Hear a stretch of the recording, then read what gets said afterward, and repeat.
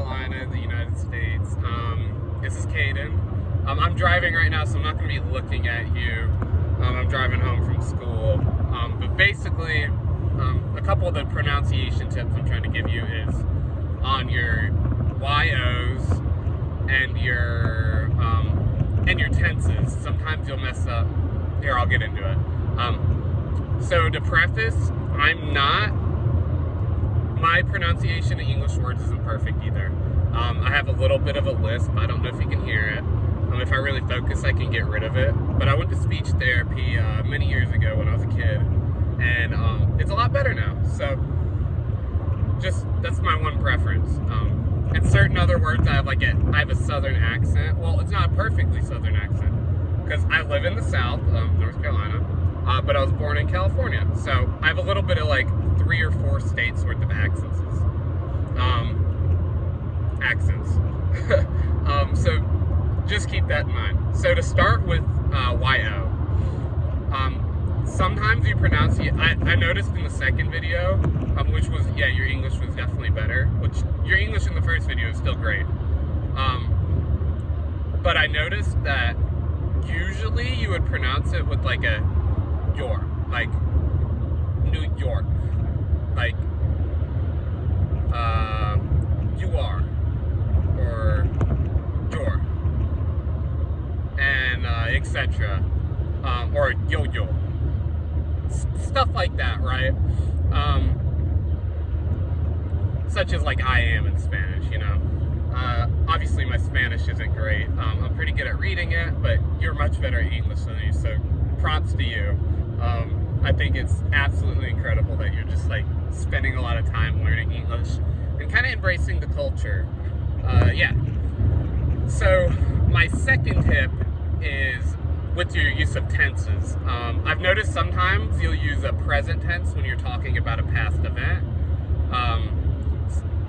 You'll say, such as, for an example, it'd be I was watching the movies. I were watching the movies. That would be incorrect. Or I am watching the movies. I'm currently watching the movies. I was in the past. I am current. I am going to would be the future. I really struggle with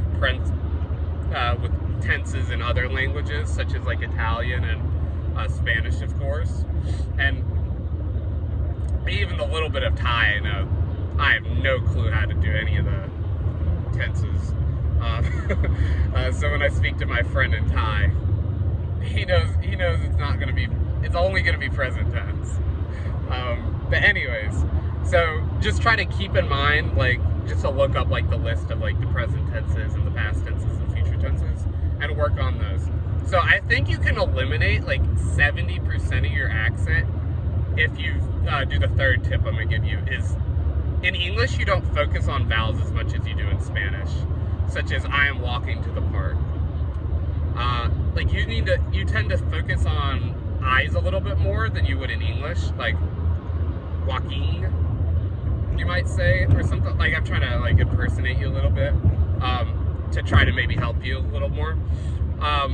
But in English, you might more so say I am walking to the park.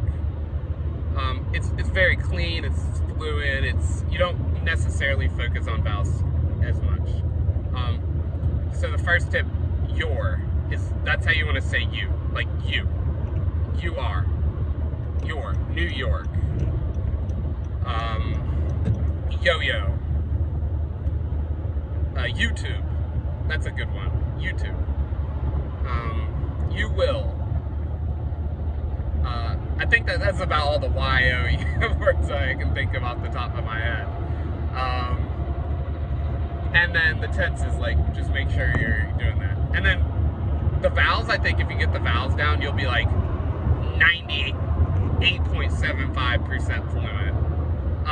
So yeah, I hope these tips help you a little bit. I know these might not be the best tips in the world, but if you focus on just saying I'm passing, I don't know if I want to say the city of it. Yeah, why not? Here's a street sign that says Ashboro. Exit. Instead of exit. Oh, one more word too. Really important word. A lot of English speakers even mess it up, is ask. A lot of people say axe. They'll put like an X sound in it when it's ask. I'm from the South, so that word gets pronounced incorrectly quite a bit. A lot of people just seem to have trouble pronouncing like certain words like that, ask, axe,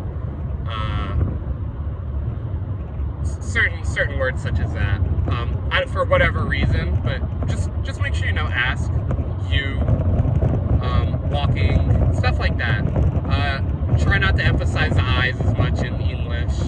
And yeah, I think you're a great English speaker. In fact, if it makes you feel even better, you're actually better at English than my Calculus 2 professor I had last semester. He's a really great guy. He's from Spain. It might also help that I understand like a Latin American Spanish more than a Spaniard, but your accent and like pronunciation of words is more clear than his. His grammar and structure was better than yours, but you are easier to understand than he is. So I hope that makes you feel better. Let me know if there's any other words you want me to pronounce. I know I'm not the best pronouncer at every word, but if you pronounce things like me, they'll know that like you're a native speaker, which is ultimately everybody's goal in a language. Be like, for an example, if I'm speaking Chinese or something, I don't really know too much Chinese. A couple of my friends do, so I try to like speak it with them a little bit, but I'm not the best.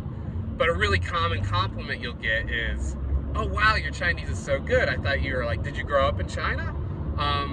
So if you follow a couple of these tips, like as the present tenses, past tenses, etc., and the no vowel pronunciation, not no vowel pronunciation, less of it, less focus on it. You'll be like 99% of the way there almost. You'll basically be there. I would actually argue you're fluent in English. I haven't heard you talk about like super complex topics, obviously, but a lot of people who speak English wouldn't understand a lot of complex topics. For example, I do a lot of science work and I give presentations, so I have to like more simplify a lot of these presentations so English speakers can understand them better.